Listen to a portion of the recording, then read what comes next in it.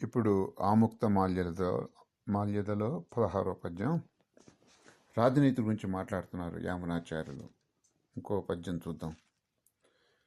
గడిండ్రుపుల రాయబారుల Aiden కొలువునన్ గడిండ్రుపుల రాయబారుల Aiden కొలువునన్ సరస సల్లాపములు రాజు సలుపవలయూన్ గడిండ్రుపుల రాయబారుల ఎడ కొలువునన్ సరస సల్లాపములు రాజు సలుపవలయున్ కార్యఖడ్గముల్ అనుచరుల్ గాన పలుకవలయు అవి మైత్రి తాన్ తేలన్ పలుకవలయు.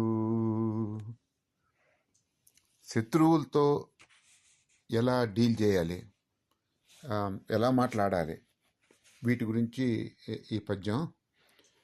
గడిండ్రుపుల అంటే సరిహద్దు చుట్టుపక్కల ఉన్న రాజులు, సరిహద్దు రాజులు, చుట్టుపక్కల ఉన్న రాజుల రాయబారులు వస్తారు ఏదైనా విషయం గురించి రాజుతో మాట్లాడటానికి. అప్పుడు రాజు ఏం చేయాలి? ఎడ కొలువునన్, వాడు కొలువులో వచ్చినప్పుడు, రాజు ఆస్థానంలో వచ్చినప్పుడు సరస సల్లాపములు రాజు సలుపవలయు. రాజు ఏం చేయాలి? చాలా స్నేహమైన సంభాషణలు చేస్తూ ఉండాలి. అంటే వీడు ఏం చేయాలి? రాజు ఎటువంటి ఇంప్రెషన్ ఇవ్వాలి రాయబారికి? రాజు చాలా మంచివాడు, రాజు స్నేహం కోరుతున్నాడు అని చెప్పి. కార్య ఖడ్గముల్ అనుచరుల్ కాన బలుకవలయు. అనుచరులు ఉంటారే చుట్టుపక్కల ఉన్నవాళ్ళు, అంటే సైన్యాధిపతులు, మంత్రులు, వీళ్ళంతా ఏం చేయాలి? కార్య ఖడ్గముల్, ఖడ్గంతోనే మనం సమాధానం చెప్పాలి, అంటే మిలిటరీ యాక్షన్ తీసుకోవాలి, సైన్యంతో మనం యుద్ధం చేయాలి అని చెప్పి వాళ్ళు కానన్, కార్య ఖడ్గము అనుచరుల్ కానన్ అంటే అది స్పష్టపడేట్టుగా మీ మిలిటరీ యాక్షన్కి రెడీగా ఉన్నాం, సిద్ధంగా ఉన్నామని పలుకవలయు అని వాళ్ళు చెప్పాలి. అవి మైత్రి తాన్ తేల పలుకవలయు. అప్పుడు రాజు ఏం చేయాలి? ఈ అనుసరుల మాటలని తీసుకుని, వీళ్ళు ఏమంటున్నారు, యుద్ధానికి వెళ్దామంటున్నారు కదా, దాన్ని మైత్రి కింద మార్చడానికి, స్నేహం కింద మార్చడానికి ప్రయత్నం చేయాలి. అప్పుడు ఆ రాయబారికి ఏం తెలుస్తుంది?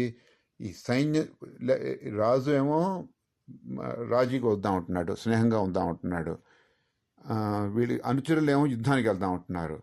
అందుకోసం రాయబారులు ఎవరితో ఎక్కువ డీల్ చేద్దాం ఉంటారు? రాజుతో ఎక్కువ డీల్ చేస్తారు. రాజు వీళ్ళు, లేకపోతే అదర్ వే అరౌండ్ అనుకోండి, రాజు ఏమో యుద్ధానికి వెళ్తా అంటాడు, సేనాధిపతులు వద్దన్నారు అనుకోండి, అప్పుడు రాయబారి ఏం చేస్తాడు? సేనాధిపతులతో చేరి రాజుని ఓవర్త్రో చేయొచ్చు, వాళ్ళతో సంబంధాలు పెట్టుకోవచ్చు మనం చెప్పి అనుకుంటాడు.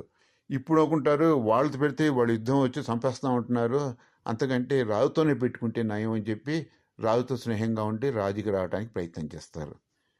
మీరు చూసే ఉంటారు Trump versus Kim, north Korea Kim. ఇప్పుడు అధ్యక్షుడు వీళ్ళి కిమ్తో సంభాషణలు చేస్తానంటాడు పోయి.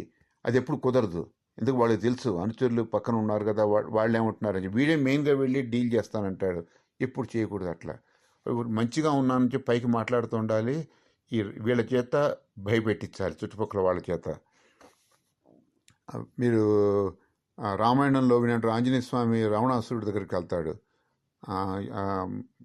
లంక తగలబెట్టిన తర్వాత తీసుకెళ్తే అక్కడ రావణాసురుడు కూర్చోడానికి కుర్చీ కూడా ఇవ్వడు హనుమంతుడికి. అప్పుడు ఆంజనేయ స్వామి ఆయన తోక మీద కుర్చీ చేసి కూర్చుని అప్పుడు అంటాడు, రావణ, నువ్వు ఇన్ని ధర్మశాస్త్రాలు చదివి అన్నావు, రాయబారిని ఎలా గౌరవంగా చూడాలో కూడా తెలియదా నీకు? కూర్చోటానికి ఆసనం ఇవ్వాలని కూడా తెలియదా నీకు అని అడుగుతాడు. రాయబారిని మర్యాద చేయాలి, రాయబారిని దూరం చేసుకోకూడదు. రాయబారికి చాలా ఇన్ఫ్లుయెన్స్ ఉంటుంది పంపిన రాజు మీద. అందుకోసం రాయబారిని ఎప్పుడు మంచి చేసుకోవాలి.